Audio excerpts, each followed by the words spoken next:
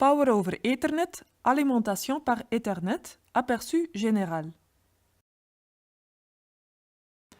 L'alimentation par Ethernet désigne un système normalisé qui transmet l'alimentation électrique, ensemble avec les données, sur un câblage Ethernet à paire torsadée. Au moyen d'un seul câble, les données et l'alimentation électrique sont fournies aux périphériques tels que des points d'accès sans fil, des caméras IP, des téléphones Voice over IP. Le développement du standard Power over Ethernet a été réalisé en 3 phases de standardisation. Power over Ethernet Plus, 4-pair Power over Ethernet, l'alimentation par Ethernet sur 4 paires. Le facteur principal limitant l'utilisation de la technologie Power over Ethernet pour les applications était et reste encore toujours la qualité de puissance disponible. À chaque étape de normalisation, la puissance maximale disponible a été augmentée pour les appareils terminaux. En général, moins de 13 watts disponibles sur le périphérique alimenté sont généralement suffisants pour la plupart des téléphones IP et des petits points d'accès sans fil. Des visiophones IP, des points d'accès sans fil plus complexes et des caméras IP peuvent parfois nécessiter jusqu'à 25 watts. Aujourd'hui, il existe une demande pour une puissance encore plus élevée afin de prendre en charge des dispositifs tels que des caméras PTZ très puissantes, des dispositifs d'éclairage intelligents et des dispositifs de contrôle de bâtiments. On peut distinguer les techniques suivantes pour le transport de l'alimentation sur un câble Ethernet en cuivre. Mode A, mode B, mode 4 paires. Le mode de transport A transporte l'alimentation sur les mêmes fils que les données pour les variantes Ethernet à 10 et 100 mégabits par seconde, en utilisant la technique d'alimentation fantôme. Certaines implémentations permettent également l'utilisation de gigabit Ethernet avec ce mode. Si cela est le cas, il convient de noter qu'avec le gigabit Ethernet, les données sont échangées sur les 4 paires. Le mode de transport B sépare les paires avec les données et l'alimentation. Ceci est uniquement possible pour les variantes Ethernet à 10 et 100 mégabits par seconde. Certaines implémentations permettent également l'utilisation de gigabit Ethernet avec ce mode. Dans ce dernier cas, il n'y a bien sûr plus de séparation entre les données et la puissance.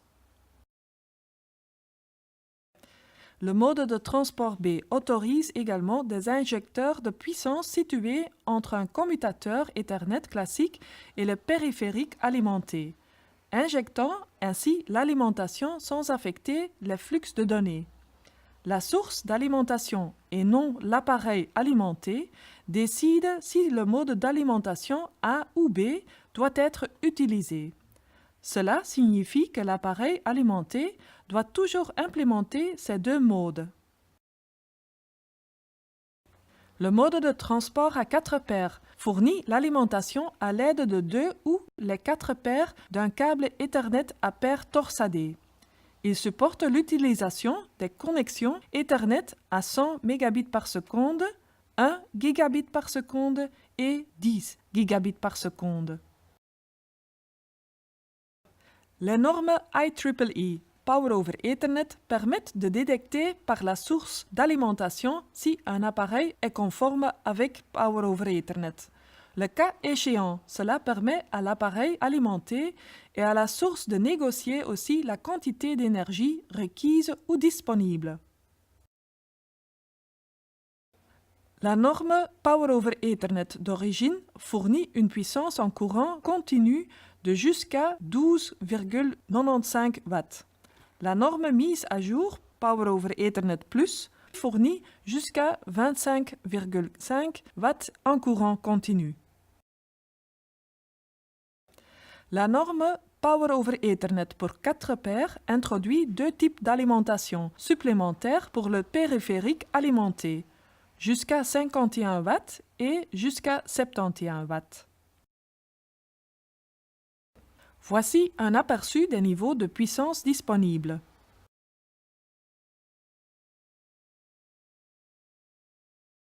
Dans le système de câblage générique, le concept Power over Ethernet est principalement appliqué dans le sous-système de câblage horizontal, lorsque des câbles Ethernet sur cuivre sont utilisés. Un équipement avec une source d'alimentation, Power Sourcing Equipment, est un appareil qui alimente le câble Ethernet.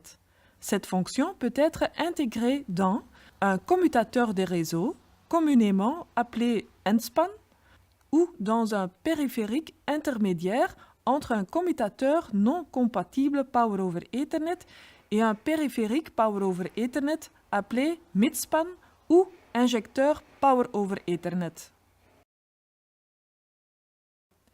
Exemple d'un N-span, un commutateur gigabit Ethernet industriel avec 6 ports de données et Power over Ethernet Plus. Les N-spans sont fréquemment utilisés sur de nouvelles installations ou lorsque le commutateur doit être remplacé pour d'autres raisons, comme passer de 10 ou 100 mégabits par seconde à 1 gigabit par seconde Ethernet, ce qui facilite l'ajout de la fonctionnalité Power over Ethernet. Exemple d'un mid-span. Un panneau de brassage avec Power over Ethernet pour 12 ports Power over Ethernet est donné sur le répartiteur de l'étage. Un injecteur Power over Ethernet pour un port Power over Ethernet au niveau de la prise de télécommunication.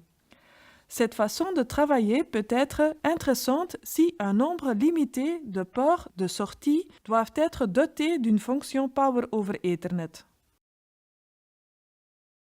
Les câbles de données dans un réseau structuré ne sont pas optimaux pour la transmission d'énergie électrique.